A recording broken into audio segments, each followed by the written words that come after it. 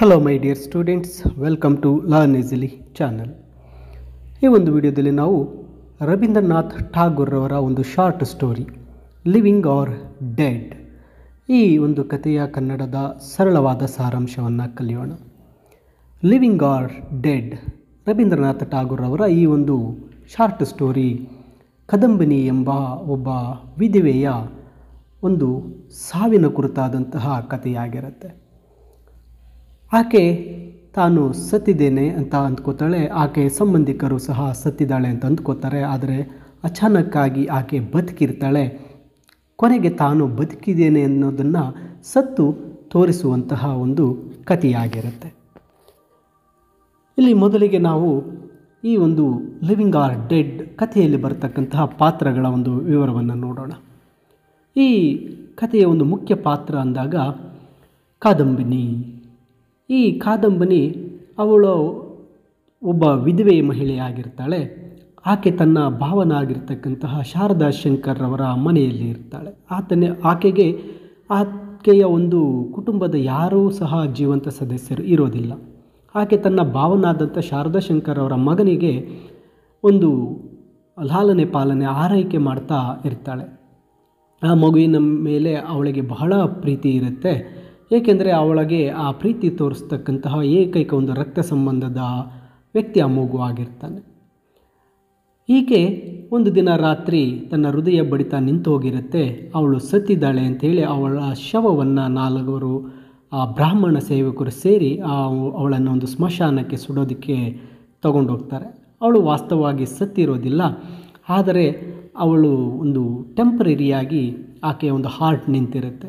ಆಕೆ ಎಚ್ಚರವಾದ ನಂತರ ಆಕೆ ತನ್ನನ್ನು ತಾನೇ ಭೂತವೆಂದು ನಂಬಿಕೊಂಡು ಓಡೋಗ್ತಾಳೆ. ಮತ್ತು ತಾನು ಒಂದು ಸ್ವತಂತ್ರ ಪಡೆದಂತಹ ಒಂದು ಭಾವನೆಯಲ್ಲಿ ಆಕೆ ತನ್ನ ಬಾಲ್ಯದ ಗೆಳತಿ ಬಳಿ ಹೋಗ್ತಾಳೆ. ನಂತರ ಆಕೆಯನ್ನು ಒಂದು ರೀತಿ ಹುಚ್ಚಿ ಅಂತ ಎಲ್ಲರೂ ವರ್ಣಿಸ್ತಾಳೆ. ಅವಳು ತಾನು ಜೀವಂತವಾಗಿರೋದ್ರಿಂದ ದೂರವಾದಂತಹ ಜೀವನದಿಂದ ದೂರವಾದಂತಹ ಒಂದು ಲಾಭವನ್ನು ಪಡಿತಾಳೆ. ಮತ್ತು ಅವಳು ತನ್ನನ್ನು ತಾನು ನೆರಳು ಅಂತ ಅಂದ್ಕೋತಾಳೆ. ಕೊನೆಯಲ್ಲಿ ಅವಳು ತನ್ನ ಮನೆಗೆ ಬರ್ತಾಳೆ. ಅವರ ಕುಟುಂಬದವರು ಅವಳನ್ನು ಭೂತ ಅಂತ ಎಲ್ಲರೂ ತಿರಸ್ಕಾರ ಮಾಡಿದಾಗ ತನ್ನನ್ನು ತಾನಿನ್ನೂ ಸತ್ತಿಲ್ಲ, ತಾನು ಬದುಕಿದ್ದೇನೆ ಅಂತ ಒಂದು ಪ್ರೂವ್ ಮಾಡೋದಕ್ಕೋಸ್ಕರ ಅವಳು ಸತ್ತು ಅದನ್ನು ಪ್ರೂವ್ ಮಾಡ್ತಾಳೆ. ನಂತರದ ಕ್ಯಾರೆಕ್ಟರ್ ಬಂದಾಗ ಶಾರದಾ ಶಂಕರ್. ಈತ ರಾಣಿ ಹತ್ನ ಒಬ್ಬ ಜಮೀನ್ದಾರ ವ್ಯಕ್ತಿ, ಕಾದಂಬಿನಿಯ ಭಾವ.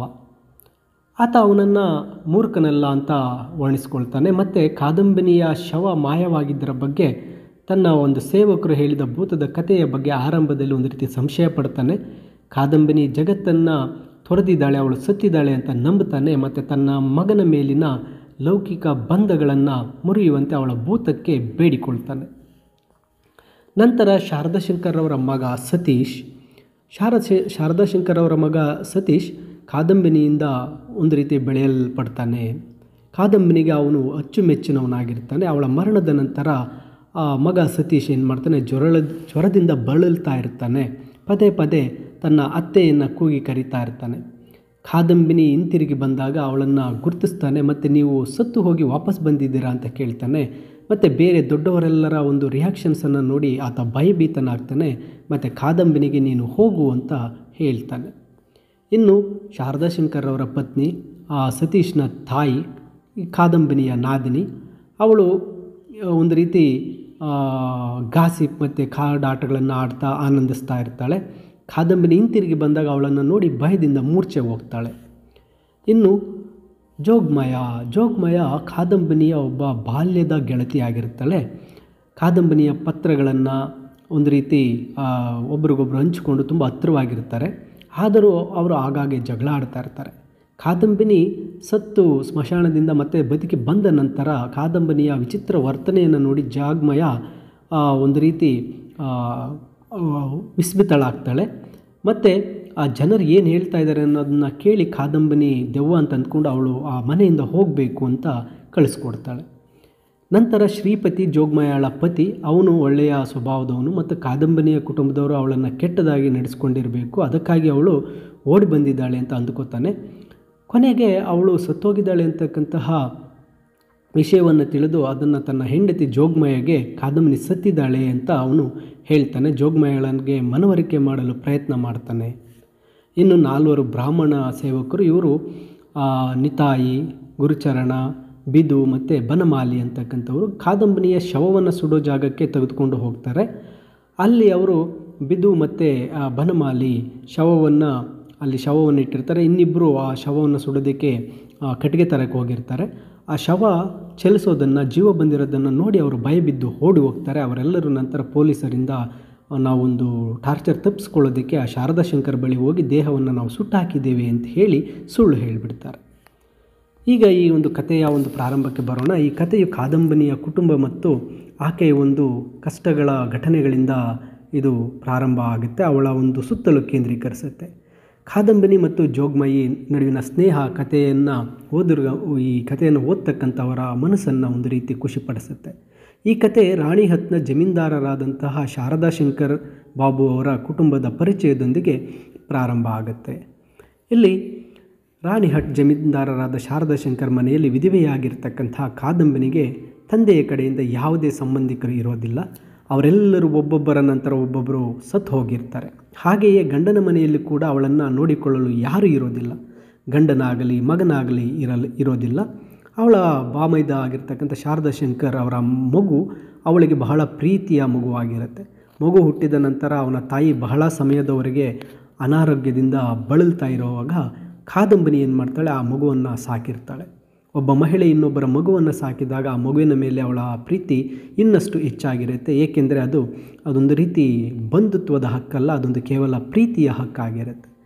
ಒಂದು ದಿನ ಶ್ರಾವಣ ಮಾಸದ ರಾತ್ರಿ ಕಾದಂಬನಿ ಇದ್ದಕ್ಕಿದ್ದಂತೆ ಸತ್ತು ಹೋಗ್ತಾಳೆ. ಯಾವುದೋ ಕಾರಣದಿಂದ ಅವಳ ಹೃದಯ ಬಡಿತ ನಿಂತು ಹೋಗುತ್ತೆ. ಪೊಲೀಸರಿಂದ ತೊಂದರೆ ಆಗಬಾರದು ಅಂತ ಹೇಳಿ ಆ ಜಮೀನ್ದಾರ ಶಾರದಾ ಶಂಕರ್ 4 ಬ್ರಾಹ್ಮಣ ಒಂದು ಸೇವಕರನ್ನು ಕರೆದು ಅವಳ ದೇಹವನ್ನು ಯಾವುದೇ ವಿಧಾನಗಳಿಲ್ಲದೆ ಸುಡಲು ತೆಗೆದುಕೊಂಡು ಹೋಗ್ತಾರೆ. ರಾಣಿಹಾಟ್ನ ನಡುವೆ ಇರತಕ್ಕಂಥ ಒಂದು ಸ್ಥಳ ಹಳ್ಳಿಯಿಂದ ಬಹಳ ದೂರ ಇರುತ್ತೆ.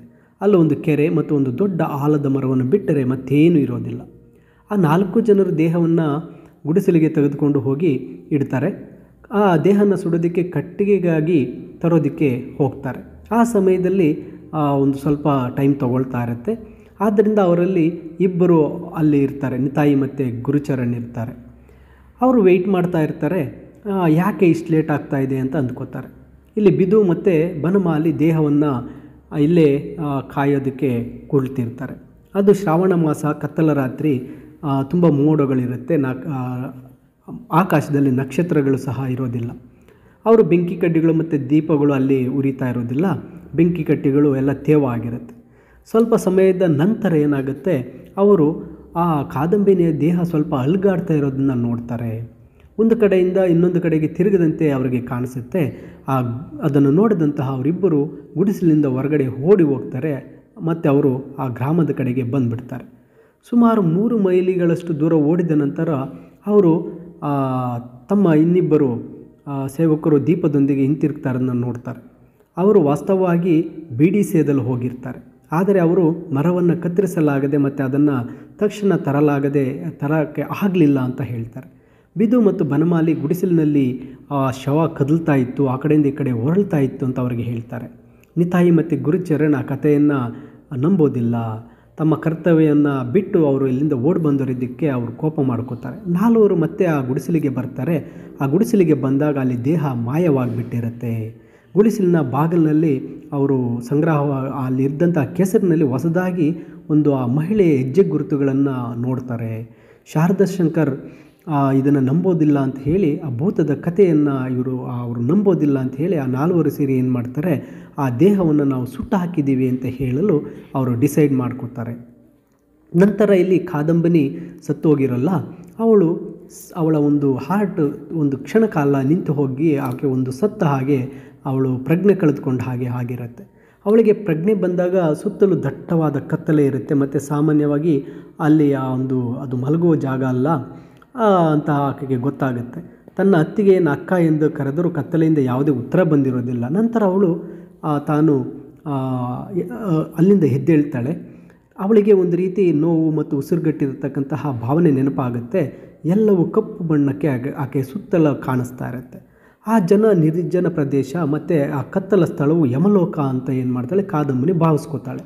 ಆದರೆ ಒಂದು ತಂಪಾದ ಒಂದು ತೇವಾದ ಗಾಳಿ ಬಂದಾಗ ಮತ್ತು ಕಪ್ಪೆಗಳ ಕೂಗು ಕೇಳಿದಾಗ ತನ್ನ ಜೀವನದ ಎಲ್ಲ ಒಂದು ಕ್ಷಣಗಳು ನೆನಪಿಗೆ ಬರುತ್ತೆ. ಒಂದು ಮಿಂಚು ಹೊಳೆದಾಗ ಅವಳು ಕೆರೆ ಮತ್ತು ಆಲದ ಮರ ಮತ್ತು ಆ ವಿಶಾಲವಾದ ಬಯಲನ್ನು ನೋಡ್ತಾಳೆ. ತನ್ನನ್ನು ನಾನು ಸತ್ತಿದ್ದೇನೆ, ನಾನು ಹೇಗೆ ಮನೆಗೆ ಹಿಂತಿರುಗಲು ಸಾಧ್ಯ, ಅದು ಅವರಿಗೆ ದುರಂತವನ್ನು ತರಬಹುದು, ನಾನು ಬದುಕಿದವರ ಜಗತ್ತನ್ನು ಬಿಟ್ಟು ಬಂದುಬಿಟ್ಟಿದ್ದೇನೆ, ನಾನು ನನ್ನದೇ ಆದ ಭೂತ ಅಂತ ಅವಳು ತನ್ನಲ್ಲೇ ವಾದಿಸ್ಕೊಳ್ತಾಳೆ.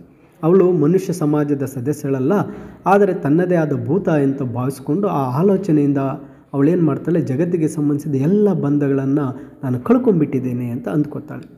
ಈ ಹೊಸ ಕಲ್ಪನೆಯಿಂದ ಹುಚ್ಚಳಂತೆ ಅವಳು ಏನು ಮಾಡ್ತಾಳೆ, ಗುಡಿಸಲಿನಿಂದ ಗಾಳಿಯಿಂದ ಹೊರಬಂದು ಸುಡುವ ಒಂದು ಸ್ಥಳದ ಮೇಲೆ ನಿಂತ್ಕೋತಾಳೆ. ಅವಳಲ್ಲಿ ಒಂದು ನಾಚಿಕೆ ಅಥವಾ ಭಯದ ಯಾವುದೇ ಕುರುಹು ಇರೋದಿಲ್ಲ. ಆದರೆ ಅವಳು ಏನು ಮಾಡ್ತಾಳೆ, ನಡೆದುಕೊಂಡು ಹೋದಂತೆ ಅವಳ ಪಾದಗಳು ಒಂದು ರೀತಿ ಟಯರ್ಡ್ ಆಗ್ತಾರೆ, ದಣಿತಾ ಇರುತ್ತೆ, ದೇಹ ದುರ್ಬಲವಾಗುತ್ತೆ. ಸೂರ್ಯೋದಯ ಆಗೋದಕ್ಕೆ ಮುಂಚೆ ಅವಳು ಭಯಗೊಳ್ತಾಳೆ. ಅಯ್ಯೋ, ಸೂರ್ಯನ ಬೆಳಕು ಬಂದರೆ ಏನಾಗುತ್ತೋ ಅಂತ ಭಯಗೊಳ್ತಾಳೆ. ಕತ್ತಲೆಯಲ್ಲಿ ಅವಳು ತನ್ನ ಸ್ವಂತ ಸಾಮ್ರಾಜ್ಯವನ್ನು ಬಿಟ್ಟು ಅವಳು ಹಗಲು ಹೊತ್ತಿನಲ್ಲಿ ಜನರ ಮನೆಗಳನ್ನು ನೋಡಿ ಅವಳಿಗೆ ಭಯ ಆಗುತ್ತೆ. ಅವಳು ಮೊದಲು ನೋಡಿದವನು ಒಬ್ಬ ಪ್ರಾಮಾಣಿಕ. ಅವನು ಅವಳನ್ನು ನೋಡಿ, ಅಮ್ಮ, ನೀವು ಒಬ್ಬ ಗೌರವಾನ್ವಿತ ಮಹಿಳೆಯಂತೆ ಕಾಣ್ತೀರಾ, ಈ ವೇಷದಲ್ಲಿ ಒಬ್ಬರೇ ಎಲ್ಲಿಗೆ ಹೋಗ್ತಾ ಇದ್ದೀರಾ ಅಂತ ಕೇಳ್ತಾನೆ. ಕಾದಂಬರಿ ಅವನನ್ನು ನೋಡಿ ಮೌನವಾಗಿ ನೋಡಿ ಆ ವ್ಯಕ್ತಿ ಮತ್ತೆ, ಬನ್ನಿ ಅಮ್ಮ, ನಾನು ನಿಮ್ಮನ್ನು ಮನೆಗೆ ತಲುಪಿಸ್ತೇನೆ, ನಿಮ್ಮ ಮನೆ ಎಲ್ಲಿದೆ ಅಂತ ಕೇಳ್ತಾನೆ. ತನ್ನ ಗಂಡ ಮನೆಗೆ ಹಿಂತಿರುಗುವುದು ಅಸಂಬದ್ಧ ಎಂದು ಅವಳು ಭಾವಿಸ್ತಾಳೆ. ಆಗ ಅವಳಿಗೆ ತನ್ನ ಬಾಲ್ಯದ ಗೆಳತಿ ಜೋಗ್ಮಾಯ ನೆನಪಾಗ್ತಾಳೆ. ಅವಳು ಪ್ರಯಾಣಿಕನಿಗೆ, ನಾನು ನಿಸಿಂದಾಪುರದಲ್ಲಿರುವ ಶ್ರೀಪತಿಯ ಮನೆಗೆ ಹೋಗುತ್ತೇನೆ ಅಂತ ಹೇಳ್ತಾಳೆ. ಅವರು ಶ್ರೀಪತಿಯ ಮನೆಗೆ ತಲುಪ್ತಾರೆ ಮತ್ತು ಸ್ನೇಹಿತರು ಮತ್ತೆ ಭೇಟಿಯಾಗ್ತಾರೆ. ಮೊದಲು ಅವರು ಒಬ್ಬರನ್ನೊಬ್ಬರು ಗುರುತಿಸಲಿಲ್ಲ. ನಂತರ ಅವಳು, ಅಕ್ಕ, ನನ್ನ ಗಂಡ ಕುಟುಂಬದ ಬಗ್ಗೆ ಕೇಳಬೇಡ, ನನಗೆ ಒಂದು ಮೂಲೆಯಲ್ಲಿ ಜಾಗ ಕೊಡು ಮತ್ತು ನನ್ನನ್ನು ಸೇವಕಿಯಂತೆ ನೋಡ್ಕೋ ಅಂತೇಳಿ ಕಾದಂಬರಿ ತನ್ನ ಗೆಳತಿಗೆ ಹೇಳ್ತಾಳೆ, ಜೋಗ್ಮಾಯಿಗೆ. ನಾನು ನಿಮ್ಮ ಕೆಲಸ ಮಾಡಿಕೊಡ್ತೇನೆ ಅಂತ ಹೇಳ್ತಾಳೆ. ಶ್ರೀಪತಿ ಬಂದಾಗ ಕಾದಂಬರಿ ಅವನನ್ನು ಸ್ವಲ್ಪ ಸಮಯ ನೋಡಿದ ನಂತರ ನಿಧಾನವಾಗಿ ಹೊರಗೆ ಹೋಗ್ತಾಳೆ. ಅವಳ ತಲೆಯನ್ನು ಮುಚ್ಚಿಕೊಂಡಿರಲ್ಲ ಮತ್ತು ಯಾವುದೇ ರೀತಿ ಲಜ್ಜೆ ಅಥವಾ ಗೌರವವನ್ನು ತೋರಿಸೋದಿಲ್ಲ. ಇಲ್ಲಿ ಕಾದಂಬರಿ ಬಂದಿದ್ದರೂ ಅವಳು ತನ್ನ ಸ್ನೇಹಿತೆಯೊಂದಿಗೆ ಒಂದಾಗಿರೋದಿಲ್ಲ. ಸಾವು ಅವರಿಬ್ಬರ ನಡುವೆ ಇತ್ತು. ಅವಳು ಜೋಗ್ಮಾಯಿಯನ್ನು ನೋಡಿ, ಅವಳಿಗೆ ಗಂಡ ಮತ್ತು ಅವಳ ಕೆಲಸವಿದೆ, ಅವಳು ನನ್ನಿಂದ ದೂರ ಇರುವ ಜಗತ್ತಿನಲ್ಲಿ ಬದುಕ್ತಾ ಇದ್ದಾಳೆ, ಅವಳು ಬದುಕಿದವರ ನಡುವೆ ಇದ್ದಾಳೆ, ನಾನು ಸತ್ತೋಗಿದ್ದೇನೆ ಅಂತ ಕಾದಂಬರಿ ಯೋಚನೆ ಮಾಡ್ತಾಳೆ. ಜೋಗ್ಮಾಯಿ ಕೂಡ ಒಂದು ರೀತಿ ಅಸಮಾಧಾನಗೊಳ್ತಾಳೆ, ಏಕೆಂದರೆ ಅವಳಿಗೆ ಅದು ವಿವರಿಸಲು ಸಾಧ್ಯ ಆಗೋದಿಲ್ಲ. ಒಂದು ಮಧ್ಯರಾತ್ರಿ ಕಾದಂಬರಿ ತನ್ನ ಮಲಗುವ ಕೋಣೆಯಿಂದ ಅಳುತ್ತಾ ಹೊರಗೆ ಬಂದು ಜೋಗ್ಮಾಯಿಯ ಬಾಗಿಲಲ್ಲಿ, ಅಕ್ಕ, ನಿನ್ನ ಕಾಲ ಬಳಿ ಮಲಗಲು ಬಿಡು, ನನ್ನನ್ನು ಒಬ್ಬಳೇ ಬಿಡಬೇಡ ಅಂತ ಕೇಳ್ಕೊತಾಳೆ. ಜೋಗ್ಮಾಯಿಗೆ ಕೋಪ ಮತ್ತು ಭಯ ಎರಡೂ ಬರುತ್ತೆ. ನೆಕ್ಸ್ಟ್ ಡೇ ಶ್ರೀಪತಿ ಅನಿರೀಕ್ಷಿತವಾಗಿ ತನ್ನ ಹೆಂಡತಿಯ ಒಂದು ರೂಮ್ಗೆ ಬರ್ತಾರೆ. ಜೋಗ್ಮಾಯಿ ಅವನನ್ನು ಬೈಯೋದಕ್ಕೆ ಶುರು ಮಾಡ್ತಾಳೆ. ಇಲ್ಲಿ ಶ್ರೀಪತಿ ಅಸಹಾಯಕಳಾಗಿರ್ತಕ್ಕಂಥ ಸುಂದರಿ ಕಾದಂಬರಿಯ ಮೇಲೆ ತನ್ನ ಸಹಾನುಭೂತಿ ಇದೆ ಅಂತ ಹೆಚ್ಚಾಗ್ತಾ ಇದೆ ಅಂತ ಹೇಳ್ಕೊತಾನೆ. ಆ ನಂತರ ಅಲ್ಲಿ ತನ್ನ ನಡವಳಿಕೆಯಿಂದ ಅದನ್ನು ಸಾಬೀತುಪಡಿಸಲು ಸಾಧ್ಯ ಆಗಲ್ಲ ಅಂತ ಹೇಳಿ ಶಾಂತಿಗಾಗಿ ತಾನು ಕಾದಂಬರಿಯ ಗಂಡನ ಕುಟುಂಬಕ್ಕೆ ವಿಷಯ ತಿಳಿಸಬೇಕು ಅಂತ ಅವನು ಅಂದುಕೊತಾನೆ. ಶ್ರೀಪತಿ ರಾಣಿಹಟ್ಟಿಗೆ ಹೋಗಲು ನಿರ್ಧರಿಸ್ತಾನೆ. ಶ್ರೀಪತಿ ಹೋದಾಗ ಜೋಗ್ಮಾಯಿಗೆ ಕಾದಂಬರಿಗೆ, ಸ್ನೇಹಿತೆ, ನೀನು ಇಲ್ಲಿ ಹೆಚ್ಚು ಕಾಲ ನಿಲ್ಲುವುದು ಸರಿಯಲ್ಲ ಅಂತ ಅನಿಸುತ್ತೆ, ಜನರು ಏನು ಹೇಳ್ತಾರೆ ಅಂತ ಹೇಳ್ತಾಳೆ. ಕಾದಂಬರಿ ಗಂಭೀರವಾಗಿ ಜೋಗ್ಮಾಯಿಯನ್ನು ನೋಡುತ್ತಾ, ನನಗೆ ಜನರೊಂದಿಗೆ ಏನು ಸಂಬಂಧ ಅಂತ ಕೇಳ್ತಾಳೆ. ನಿಧಾನವಾಗಿ ಕಾದಂಬರಿ, ನನಗೆ ನಿಮ್ಮೊಂದಿಗೆ ಏನು ಸಂಬಂಧ, ನಾನು ಭೂಮಿಯವಳೇ ಅಲ್ಲ ಅಂತ ಹೇಳ್ತಾಳೆ. ನೀವು ನಗುತ್ತೀರಾ, ಅಳುತ್ತೀರಾ, ಪ್ರೀತಿಸ್ತೀರಾ, ನಾನು ಕೇವಲ ನೋಡ್ತೇನೆ, ನೀವು ಮನುಷ್ಯರು, ನಾನು ಒಂದು ನೆರಳು, ದೇವರು ನನ್ನನ್ನು ನಿಮ್ಮ ಈ ಜಗತ್ತಿನಲ್ಲಿ ಏಕಿರಿಸಿದ್ದಾನೆ ಎಂದು ನನಗೆ ಅರ್ಥ ಆಗ್ತಾ ಇಲ್ಲ ಅಂತ ಕಾದಂಬರಿ ಹೇಳ್ತಾಳೆ. ಶ್ರೀಪತಿ ರಾಣಿಹಟ್ಟಿನಿಂದ ರಾತ್ರಿ 10 ಗಂಟೆಗೆ ಹಿಂತಿರುಗ್ತಾನೆ. ರಾತ್ರಿ ಪೂರ್ತಿ ಮಳೆ ಸುರಿತಾ ಇರುತ್ತೆ. ಜೋಗ್ಮಾಯಿ ಏನು ವಿಷಯ ಅಂತ ಕೇಳ್ತಾಳೆ. ಆಗ ಇಲ್ಲೇನೋ ತಪ್ಪು ನಡೀತಾ ಇದೆ ಅಂತ ಶ್ರೀಪತಿ ಹೇಳ್ತಾನೆ. ಅದಕ್ಕೆ ಜೋಗ್ಮಾಯಿ ಸಿಟ್ಟಾಗ್ತಾಳೆ. ಶ್ರೀಪತಿ, ನೀವು ನಿಮ್ಮ ಮನೆಗೆ ಕರೆದುಕೊಂಡು ಬಂದಿರತಕ್ಕಂಥ ನಿಮ್ಮ ಕಾದಂಬರಿ ನಿಜವಾದ ನಿಮ್ಮ ಸ್ನೇಹಿತೆ ಅಲ್ಲ, ಏಕೆಂದರೆ ಅವಳು ಈಗಾಗಲೇ ಸತ್ತಿದ್ದಾಳೆ ಅಂತ ಶ್ರೀಪತಿ ಏನು ಮಾಡ್ತಾನೆ, ಜೋಗ್ಮಾಯಿ ತನ್ನ ಪತ್ನಿ ಜೋಗ್ಮಾಯಿಗೆ ತಿಳಿಸ್ತಾನೆ. ನಂತರ ಅವರು ಮಾತಾಡ್ತಾ ಇರಬೇಕಾದ್ರೆ ಅವರ ಒಂದು ಮಾತುಗಳು ಜೋರಾಗ್ತವೆ. ಕಾದಂಬರಿ ಪಕ್ಕದ ಕೋಣೆಯಲ್ಲಿ ಮಲಗಿರ್ತಾಳೆ. ಕೊನೆಗೆ ಜೋಗ್ಮಾಯಿ, ಸರಿ, ಕಾದಂಬರಿ ಯಾವಾಗ ಸತ್ತು ಹೋದ್ಲು ಅಂತ ಹೇಳಿ ಅಂತ ಕೇಳ್ತಾಳೆ. ಆಗ ಅವಳು ಸತ್ತು ದಿನಾಂಕವನ್ನು ಕಾದಂಬರಿಯ ಪತ್ರದ ದಿನಾಂಕದೊಂದಿಗೆ ಹೋಲಿಸಿ ಶ್ರೀಪತಿ ತಪ್ಪು ಮಾಡಿದ್ದೇನೆ ಅಂತ ಸಾಬೀತುಪಡಿಸಲು ಆಕೆ ಬಯಸ್ತಾಳೆ. ಕಾದಂಬರಿ ಸತ್ತ ದಿನಾಂಕವನ್ನು ಶ್ರೀಪತಿ ಹೇಳಿದಾಗ ಅವಳು ಅವರ ಮನೆಗೆ ಬಂದ ಹಿಂದಿನ ದಿನವೇ ಆಕೆಯ ಸಾವು ಸಂಬಂಧಿಸಿರುವುದು ಅಂತ ಇಬ್ಬರಿಗೂ ಗೊತ್ತಾಗುತ್ತೆ. ಅದೇ ಸಮಯದಲ್ಲಿ ಬಾಗಿಲು ತೆರೆಯುತ್ತೆ ಮತ್ತು ದೀಪ ಹಾರಿ ಹೋಗುತ್ತೆ. ಕಾದಂಬನಿ ಕೋಣೆಯಲ್ಲಿ ನಿಂತಿದ್ಲು. ಅವಳು, ಸ್ನೇಹಿತೆ, ನಾನು ನಿನ್ನ ಕಾದಂಬನಿ, ಆದರೆ ನಾನು ಇನ್ನು ಜೀವಂತವಾಗಿಲ್ಲ, ನಾನು ಸತ್ತಿದ್ದೇನೆ ಅಂತ ಹೇಳ್ತಾಳೆ. ಜೋಗ್ಮಯಿ ಭಯದಿಂದ ಕೂಗ್ತಾಳೆ, ನಾನು ಸತ್ತಿದ್ದರೂ ನಾನು ನಿಮಗೆ ಯಾವುದೇ ತಪ್ಪು ಮಾಡಿಲ್ಲ. ನಾನು ಬದುಕಿದವರ ನಡುವೆ ಜಾಗ ಇಲ್ಲದೆ ಹೋದರೂ ಸತ್ತವರ ನಡುವೆ ನನಗೆ ಜಾಗವಿಲ್ಲ. ನಾನು ಎಲ್ಲಿಗೆ ಹೋಗಲಿ ಅಂತ ಹೇಳ್ತಾಳೆ. ಕಾದಂಬನಿ ಹೇಗೆ ರಾಣಿಹಟ್ಟಿಗೆ ತಲುಪಿದ್ಲು ಅಂತ ಹೇಳೋದು ತುಂಬ ಕಷ್ಟ. ಯಾಕೆಂದರೆ ಅಲ್ಲಿಂದ ಆಕೆ ಮತ್ತೆ ರಾಣಿಹಟ್ಟಿಗೆ ಬಂದಿರ್ತಾಳೆ. ಅವಳು ಯಾರೊಂದಿಗೂ ಮಾತನಾಡದೆ ಹಗಲು ಪೂರ್ತಿ ಹಾಳಾದ ಒಂದು ದೇವಸ್ಥಾನದಲ್ಲಿ ಉಪವಾಸ ಇರ್ತಾಳೆ. ಅವಳು ತನ್ನ ಗಂಡನ ಮನೆಗೆ ಬಂದಾಗ ಅಲ್ಲಿರ್ತಕ್ಕಂತಹ ಒಂದು ಗೇಟ್ ಕೀಪರ್ಸ್ ಅವಳನ್ನು ಯಾರೋ ಸೇವಕಿ ಅಂತ ಆಕೆಯನ್ನು ತಡೆಯೋಲ್ಲ. ಅವಳು ಮನೆಗೆ ಹೋಗ್ತಾಳೆ. ಅವಳು ಅಲ್ಲಿ ಮಲಗುವ ಒಂದು ಕೋಣೆಗೆ ಬಂದಾಗ ಅಲ್ಲಿ ಮಗ ಸತೀಶ್ ಜ್ವರದಿಂದ ಬಳಲ್ತಾ ಮಲಗಿರ್ತಾನೆ. ಆ ಮಗುವನ್ನು ನೋಡಿದ ತಕ್ಷಣ ಅವಳ ಹೃದಯ ತುಂಬಿ ಹೋಗುತ್ತೆ. ಮಗ ಅರ್ಧ ನಿದ್ದೆಯಲ್ಲಿ, ಅತ್ತೆ ನನಗೆ ನೀರು ಕೊಡು ಅಂತ ಕರೀತಾನೆ. ಅವಳು ನೀರನ್ನು ತೆಗೆದುಕೊಂಡು ಅವನಿಗೆ ಕುಡಿಸ್ತಾಳೆ. ಕಾದಂಬನಿ ಅವನನ್ನು ಮುತ್ತಿಟ್ಟು ಮತ್ತೆ ನಿದ್ರೆಗೆ ಜಾರಿಸ್ತಾಳೆ. ಅವನಿಗೆ ಎಚ್ಚರ ಆಗಿ, ನೀನು ಸತ್ತಿದೀಯಾ ಅತ್ತೆ ಅಂತ ಕೇಳ್ತಾನೆ. ಅವಳು, ಹೌದು ಮಗನೇ ಅಂತ ಉತ್ತರ ಕೊಡ್ತಾಳೆ. ಅವಳು ಉತ್ತರಿಸೋದಕ್ಕಿಂತ ಮೊದಲೇ ಒಬ್ಬ ಸೇವಕಿ ಅವಳನ್ನು ನೋಡಿ ಭಯ ಬೀಳ್ತಾಳೆ. ಶಾರದಾ ಶಂಕರ್ ಹೆಂಡತಿ ಓಡಿ ಬರ್ತಾಳೆ. ಮತ್ತು ಅವಳನ್ನು ನೋಡಿ ಆಕೆ ಕೂಡ ಮೂರ್ಛೆ ಹೋಗ್ತಾಳೆ. ಈ ಎಲ್ಲವನ್ನು ನೋಡಿ ಮಗು ಕೂಡ ಭಯಗೊಳ್ತಾನೆ. ಹೋಗು ಅತ್ತೆ ಅಂತ ಅಳ್ತಾ ಜೋರಾಗಿ, ನೀನು ಹೋಗು ಅಂತಾನೆ. ಆಗ ಕಾದಂಬನಿಗೆ ತಾನು ಸತ್ತಿಲ್ಲ ಅಂತ ಅರ್ಥ ಆಗುತ್ತೆ. ಅಕ್ಕ, ನೀನು ಏಕೆ ನನಗೆ ಹೆದರ್ತೀಯ? ನೋಡು, ನಾನು ನಿನಗೆ ತಿಳಿದಿರುವಂತೆ ನಾನಿದ್ದೇನೆ ಅಂತ ಹೇಳ್ತಾಳೆ. ಅವಳ ಅತ್ತಿಗೆ ಪ್ರಜ್ಞೆ ತಪ್ಪಿ ಬಿದ್ದಿರ್ತಾಳೆ. ಆಗ ಶಾರದಾ ಶಂಕರ್ ಒಳಗೆ ಬಂದು, ಇದು ಸರಿಯಾ ಸತೀಶ್, ನನ್ನ ಒಂದೇ ಮಗ, ನೀನು ಏಕೆ ಅವನಿಗೆ ಕಾಣಿಸ್ಕೊಳ್ತಾ ಇದೆಯಾ? ನಾವು ನಿನ್ನ ಸ್ವಂತ ರಕ್ತ ಸಂಬಂಧಿಗಳಲ್ಲವೇ, ನಮಗೆ ಯಾಕೆ ಈ ರೀತಿ ಕಾಟ ಕೊಡ್ತೀಯಾ ಅಂತೇಳಿ ತುಂಬ ಬೇಸರದಿಂದ ಕೇಳ್ತಾನೆ. ಕಾದಂಬನಿ ಇನ್ನೇನು ಇದನ್ನು ಸಹಿಸ್ಕೊಳ್ಳೋದಕ್ಕೆ ಆಗಲ್ಲ. ಆಗ ಅವಳು ಹೇಳ್ತಾಳೆ, ನಾನಿನ್ನೂ ಸತ್ತಿಲ್ಲ ಅಂತ ಹೇಳ್ತಾಳೆ. ಅವರಿಗೆ ಆ ಮನವರಿಕೆ ಮಾಡೋದಕ್ಕೆ ಪ್ರಯತ್ನ ಪಡ್ತಾಳೆ. ನಾನು ಬದುಕಿದ್ದೇನೆ ಅಂತ ಹೇಳ್ತಾಳೆ. ಅವಳು ನೆಲದಲ್ಲಿ ಇದ್ದಂಥ ಒಂದು ಹಿತ್ತಾಳೆ ಪಾತ್ರೆಯನ್ನು ಎತ್ತಿ ತನ್ನ ಹಣೆಗೆ ಜೋರಾಗಿ ಬಡಿದುಕೊಳ್ತಾಳೆ. ರಕ್ತ ಸುರಿಯುತ್ತೆ. ನೋಡು ಅಂತ ಅಳುತ್ತಾ ಹೇಳ್ತಾಳೆ, ನಾನು ಬದುಕಿದ್ದೇನೆ ಅಂತ. ಶಾರದಾ ಶಂಕರ್ ಇದನ್ನು ಒಂದು ರೀತಿ ಸ್ಟ್ಯಾಚ್ಯೂ ಥರ ನೋಡ್ತಾ ನಿಂತಿರ್ತಾನೆ. ನಾನು ಇನ್ನೂ ಸತ್ತಿಲ್ಲ ಅಂತ ಕೂಗುತ್ತಾ ಕಾದಂಬನಿ ಏನು ಮಾಡ್ತಾಳೆ, ಅಲ್ಲೇ ಅವರ ಮನೆ ಮುಂದೆ ಇರತಕ್ಕಂತಹ ಒಂದು ಬಾವಿಯ ಬಳಿಗೆ ಬಂದು ಆ ಬಾವಿಯೊಳಗೆ ಧುಮುಕ್ಬಿಡ್ತಾಳೆ. ಶಾರದಾ ಶಂಕರ್ಗೆ ಆಕೆ ಧುಮುಕಿರ್ತಕ್ಕಂಥ ನೀರಿನ ಸದ್ದು ಜೋರಾಗಿ ಕೇಳಿಸುತ್ತೆ. ಆ ರಾತ್ರಿ ಪೂರ್ತಿ ಮಳೆ ಸುರಿತಲೇ ಇರುತ್ತೆ. ಈ ರೀತಿ ಆ ಕಾದಂಬನಿ ಏನು ಮಾಡ್ತಾಳೆ, ಸಾಯುವುದರ ಮೂಲಕ ತಾನಿನ್ನೂ ಸತ್ತಿಲ್ಲ ಅಂತಕ್ಕಂಥದ್ದನ್ನು ಸಾಬೀತುಪಡಿಸ್ತಾಳೆ. ಮೈ ಡಿಯರ್ ಸ್ಟೂಡೆಂಟ್ಸ್, ಇದು living or dead Rabindranath Tagore ಅವರ ಒಂದು ಶಾರ್ಟ್ ಸ್ಟೋರಿ ಆಗಿರುತ್ತೆ. ಈ ಕಥೆಯ ಇಂಗ್ಲೀಷ್ ಸಮರಿಯ PDF ವಿಡಿಯೋದ ಡಿಸ್ಕ್ರಿಪ್ಷನ್ನಲ್ಲಿದೆ, ನೀವು ಡೌನ್ಲೋಡ್ ಮಾಡಿಕೊಳ್ಳಬಹುದು. ಇನ್ನು ಹೆಚ್ಚಿನ ಒಂದು ಇಂಗ್ಲೀಷ್ ಸಮರಿ ಕನ್ನಡ ಸಮರಿ ವೀಡಿಯೋಸ್ಗಾಗಿ ಲರ್ನ್ ಈಸಿಲಿ ಚಾನಲ್ಗೆ ಸಬ್ಸ್ಕ್ರೈಬ್ ಮಾಡ್ಕೊಳ್ಳಿ. ಈ ವಿಡಿಯೋಸನ್ನು ನಿಮ್ಮ ಫ್ರೆಂಡ್ಸ್ಗೂ ಸಹ ಶೇರ್ ಮಾಡಿ. ಇನ್ನೊಂದು ವಿಡಿಯೋದಲ್ಲಿ ನಾವು ಭೇಟಿ ಆಗೋಣ. Thank you for watching.